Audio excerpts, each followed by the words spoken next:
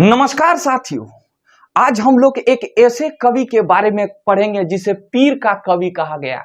कहता है ना कि जब बिहारियों का दिल टूटता है तो आईएएस निकलता है, उसी तरह जब कवियों का दिल टूटता है तो वो लव लेटर लिखने शुरू करता है, यानी कि कविता लिखने शुरू करता है। और ये घनानंद जो है एक रोज दिल टूटा था, तो एक जब दिल टूटा था तो ये कविता लिखने शुरू कर दिया।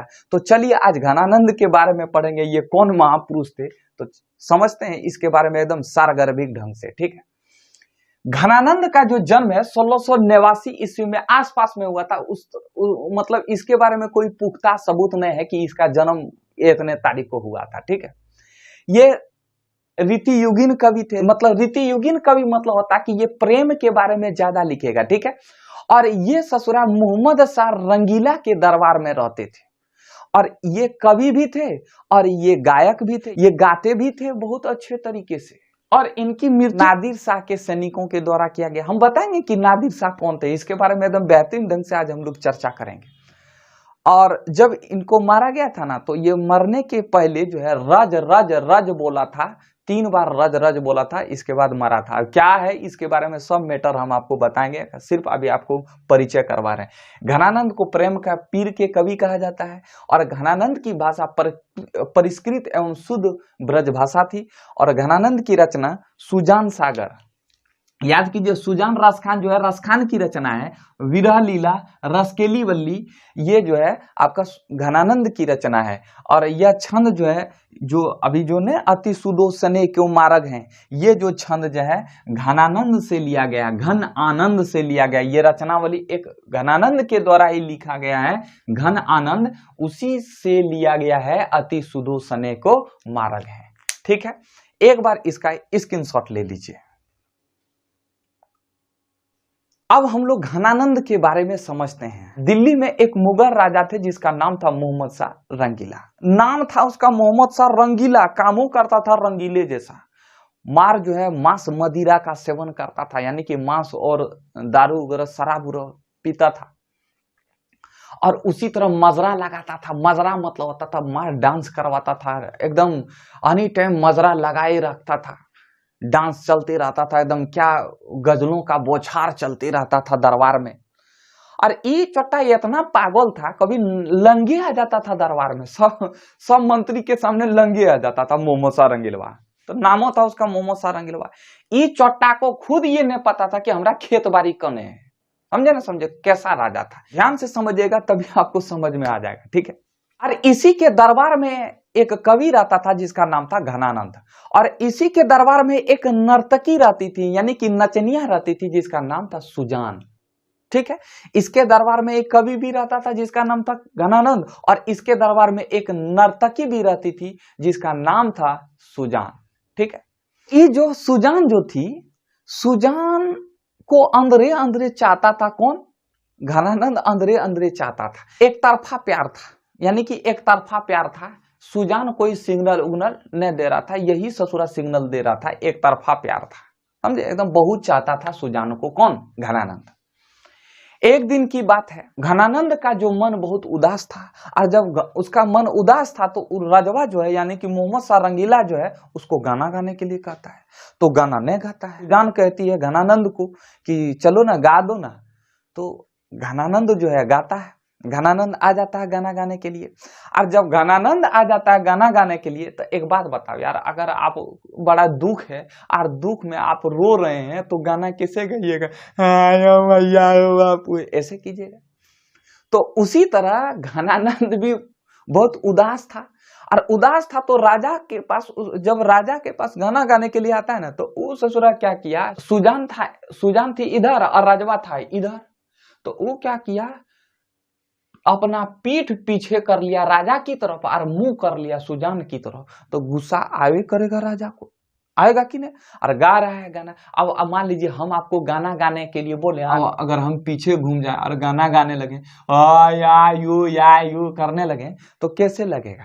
तो राजा को बड़ा बुरा लगा कि ससुरा एकरा हम गाना गाने के लिए बोले और ये ससुरा पीछे घूम गया, हमको मतलब पीठ दिखाता है, ये चोटा है न, मतलब नमक खा के और हम ही से दलाली करता है। ससुरा बोला, ए घनानंद उठ उठ उठ उठ। घनानंद आया, लेकिन कौन ची बोलो हजूर बोलो। तो बोलता कि चल निकल यहाँ से, निकलो तुम दरवाजे से निकलो यहाँ से। बोले कि क्या है? बोले कि अरे निकलो ना। कल के ठीक है हम निकल जाते हैं, कोई दिक्कत नहीं, हम चाहते थे निकलने के लिए, निकल। अब ससुरा घनानंदवा जिस समय उसको निकाल रहा था तो घनानंद सुजान को बोलता ए चलो ना, ए तुम भी चलो मेरे साथ। कल के काहे जाएंगे तुम्हारे साथ, अब तुम्हारे पास रहा क्या जो तुम्हारे पास जाएंगे। अब इस ससुरा गड़बड़ हो गया। घनानंद कहता कि हम दरबार जो छोड़ रहे हैं तुम्हारे कारण छोड़ रहे हैं, तुम ही को पाने के लिए छोड़ रहे हैं, इसलिए तुम भी चलो मेरे साथ। सुजान ने जाता है, और जब सुजान ने जाता है तो वही इसका दिल टूट जाता है, और दिल टूटने के बाद ये पहुंच जाता है वृंदावन, और वहां से जो है वो कविता लिखने शुरू कर देता है, प्रेम पत्र लिखना शुरू कर देता है। वही आपके एक बुक में दिया है जिसका नाम है अति सुदोषने को मारा गया।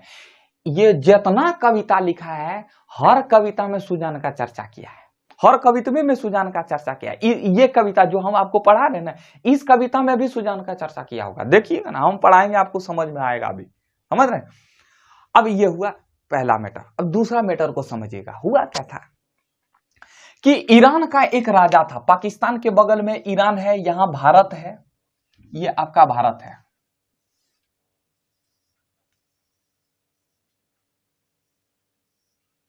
ये आपका भारत है, ठीक है। भारत का ही एक राज है जिसका नाम था अवध। वर्तमान में इसे यूपी के नाम से जाना, उत्तर प्रदेश। याद कीजिए, यूपी वाला ठुमका लगाई कि तोरे संगे नाच के दिखाई। तो पुराना नाम इसका अवध था। अवध का राजा था सादत खान, ठीक है। और इस दिल्ली के गद्दी पर कौन बैठा था, यानी कि मुगल राजा कौन था, उसका नाम था मोहम्मद शाह रंगीला। और इसका भी एक बार नाम बता देते हैं, अवध का राजा कौन था, सादत खान। और ईरान का राजा था जिसका नाम था नादिर शाह। पाकिस्तान के बगल में ईरान है, इसे ईरान का नेपोलियन भी कहा जाता है। इसको कोई खबर दिया कि ये नादिर, जाओ तुम अवध को लूटो, वहां बहुत ही खजाना रखा हुआ, बहुत ही सोना है। तो नादिर शाह जो है बड़ा शक्तिशाली राजा था, का महत्वाकांक्षा था कि हम पूरा धन को लूटें और धन को लूट कर हम पूरे विश्व पर राज करें, समझे। नादिर शाह ने अपने सैनिकों के साथ चल पड़ा, अपना विजय यात्रा अवध की तरफ चला। जब अवध की तरफ चला तो सादत खान को जैसे पता हुआ कि ससुरा नादिर शाह हमला करने वाला है, सादत खान ने तुरंत घुटना टेक दिया और कहा कि हे हजूर, आप हमको कुछ नहीं कीजिए, आप हमको छोड़ दीजिए, आपको जो चीज लूटना है आप लूट लीजिए। तो नादिर शाह कहता कि चल सोना जितना है सोना निकालो।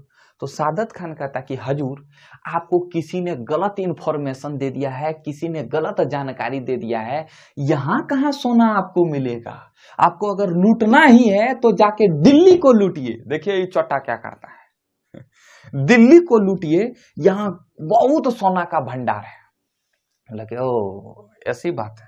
नादिर साहब बोलता कि हमको उतना पढ़ाओ ना, ठीक है, तुम जितना सोना है निकालो ना। हजूर बात मेरा मानिए ना, यहाँ आपको सोना नहीं मिलेगा, अगर लूटना ही तो दिल्ली पर लूटो। और कहीं ना कहीं इसके भी मन में चल रहा था कि हम दिल्ली का राजा बने, तब ना इसको भेजा कि जाके दिल्ली को लूटिए, ठीक है। बोला कि देख लो सादत, ये अगर सोना अगर अब दिल्ली में नहीं मिला तो तुमको मार देंगे जान से। हजूर आपकी जो आज्ञा हजूर, आप एक बार दिल्ली तो जाकर देखिए। बोला कि ठीक है हम जा रहे हैं। तो अवध से अपना रथ यात्रा अवध से जो है दिल्ली की तरफ कुछ कर दिया। जब दिल्ली की तरफ जा रहा था तो उसी समय वृंदावन के पास ससुरा मिल जाता है कौन, घनानंद। और घनानंद जो है मोहम्मद शाह रंगीला के दरबार में मीर मुंशी का काम कर रहा था। तो नादिर शाह के सैनिक जान रहे थे कि ससुरा ये मीर मुंशी का काम करता मोहम्मद शाह रंगीला के दरबार में, तो इसका मतलब इसको पता है कि धन सोना कहाँ है। से सैनिक ने 3 बार पूछा कि जर जर जर, जर मतलब होता है सोना, ईरान के भाषा में सोना को जर कहा जाता है। तो पूछा कि जर जर जर कहाँ है। तो एक क्या किया, धूल उठाया और धूल उठाकर बोलता है राज राज राज। ससुरा इसको पूछ रहा है कि सोना कहाँ है, तो ये धूल दिखाता है। ससुरा उसको मार दिया। किसको मार दिया, घनानंद को मार दिया, समझे। इसको पूछ रहा है कि ससुरा सोना कहाँ है, तो ये बोला कि लीजिएगा सोना, ये धूल है। कितना गुस्सा आया, तो गुस्सा आने के बाद नादिर शाह के सैनिकों ने मार दिया। अब जो है सारा सैनिक जो है दिल्ली की तरफ बढ़ा। नहीं है बताया, घनानंद नहीं है बताया कि कहाँ है, ठीक है। कैसे बताता, उसको क्या पता था, उसको दरबार से निकाल दिया था, ठीक है। जब दिल्ली की तरफ बढ़ा तो युद्ध हुआ किसके साथ, नादिर शाह का युद्ध हुआ मोहम्मद शाह रंगीला के साथ। और जब युद्ध, ये तो ससुराल रंगीला था, ऑटोमेटिक था, ये हारवे करेगा, ये हार गया। हारने के बाद नादिर शाह ने खूब सोना को लूटा और यही कोहिनूर हीरा को जो है लूट कर ले जाता है। कौन, नादिर शाह लूट कर ईरान ले जाता कोहिनूर हीरा को, ठीक है। खूब दिल्ली को लूटा, इतना सोना था दिल्ली में, इतना सोना था दिल्ली में कि सोना को ले जाने के लिए कोई सामान नहीं था नादिर शाह के पास। अंतिम में अपना घोड़ा पर लदा लदा कर सोना ले जा रहा था, समझ में आया। तो जब देखा कि ससुरा इतना ले कैसे ले जाएंगे इसको, अगर ले जाएंगे तो कहीं और दूसरे जगह कोई दूसरा आदमी लूट लेता, तो ये क्या किया, सोचा कि चलो सादत खान बहुत अच्छा हमको इन्फॉर्मेशन दिया, चलो इसको थोड़ा सा गिफ्ट दे देते हैं सोना, ठीक है, सोना का थोड़ा गिफ्ट दे देते हैं। तो ये क्या किया, घोड़वा पर भर भर के जो है सादत खान के महल की तरफ बढ़ा। तो जब सादत खान के महल की तरफ बढ़ा तो सादत खान ससुरा दूरी से देखा कि ये निखट्टू आने वाला है, यानी कि नादिर शाह आने वाला है, आ रहा है। तो अब इसका जो है जमीन तले आसमान खिसक गया। ससुरा ये सोचने लगा कि हमको मारने आ रहा है।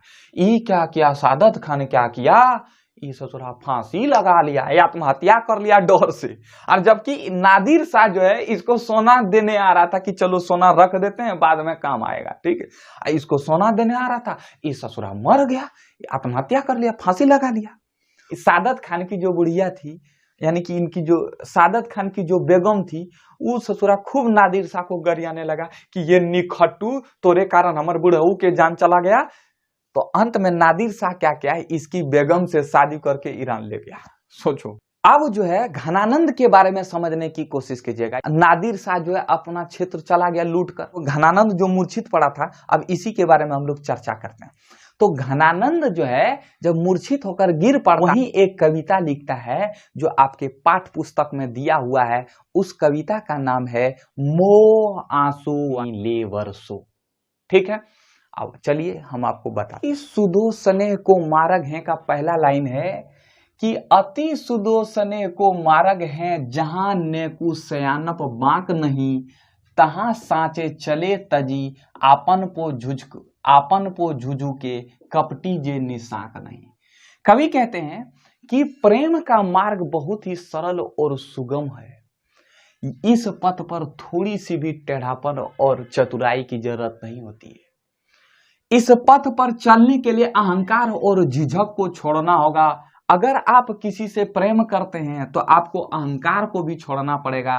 और प्रेम का रास्ता जो है शंका मुक्त होना चाहिए। निशंक मतलब होता है शंका मुक्त, और आपन पो मतलब होता है अहंकार, और झुझुके मतलब होता है झिझकना, ठीक है। कपटी मतलब होता है ना छल कपट जिसको कहते हैं, ठीक है। तो ये था पहला लाइन, यानी कि कवि कहना चाह रहे हैं कि प्रेम का रास्ता बहुत ही सरल है और सुगम है। कवि कहते हैं कि प्रेम के रास्ते में थोड़ी भी चतुराई नहीं करना चाहिए, न ही अहंकार करना चाहिए, और प्रेम का रास्ता जो है शंका मुक्त होना चाहिए। ये लाइन में यही कहना चाह रहे हैं कवि। इसका एक बार आप स्क्रीनशॉट ले लीजिए।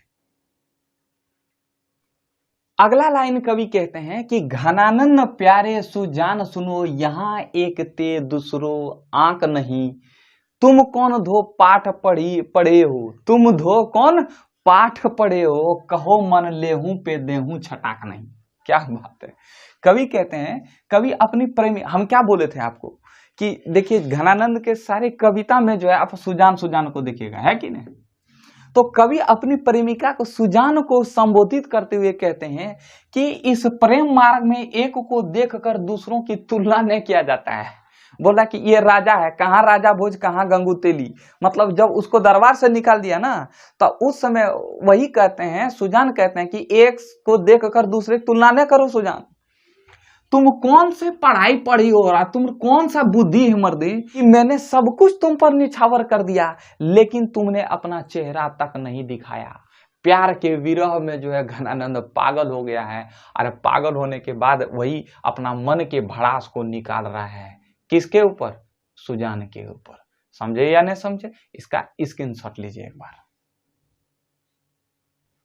देखिए, अति मतलब होता है ज्यादा, सुधो मतलब होता है पवित्र, स्नेह मतलब प्यार, और मार्ग मतलब मार्ग होता है, यानी कि प्रेम का मार्ग जो है बहुत ही पवित्र होता है। ठीक है, इसका मतलब यही होता है। अगला पंक्ति है, यानी अगला दोहा है, मोह आंसुआन ही ले बरसो, मतलब मेरे आंसू को ले बरसो जाकर। जब वो मूर्छित होकर गिर पड़ता है धनानंद, तो वही बादल को कहता कि रे बादल, तुम सबकी सुनते हो, तुम सब जगह हरियाली देते हो, कभी मेरी भी तो सुना करो। जाओ मेरे आंसू को जो है बारिश बनकर सुजान के आंगन में जाके बता देना कि मैं उसके विरह में कितना पागल हो गया हूं। तो यही इसी पंक्ति में इस चीज को दर्शाने की कोशिश किया गया है। ठीक है, कवि कहते हैं कि परकाज ही दे को धारी फिरो, परजन जथारत हवे दरसो, निधि नीर सुधा की सम्मान करो, सब ही विधि सजनता सरसों। कवि बादल को संबोधित करते हुए कहते हैं कि हे बादल, तुम दूसरों की भलाई के लिए देह धारण करते हो, इधर उधर घूमते रहते हो, तुम सागर के खारे जल को भी अमृत बना देते हो, धरती पर वर्षा देते हो, इस तरह तुम अपनी सजनता का परिचय देते हो। देखिए, अभी बादल को बोल रहा है।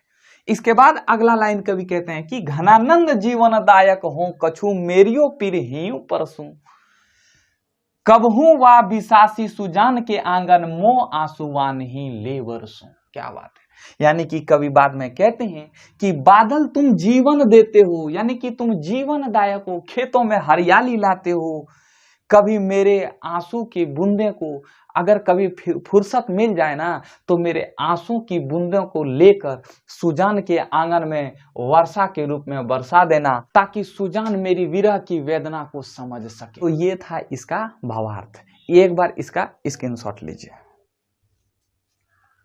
उम्मीद करते हैं कि आप इसके भावार्थ को समझे होंगे। अगला वीडियो में इससे संबंधित प्रश्न उत्तर को हम लोग देख लेंगे। ठीक है, तो मिलते हैं नेक्स्ट वीडियो में। जय हिंद।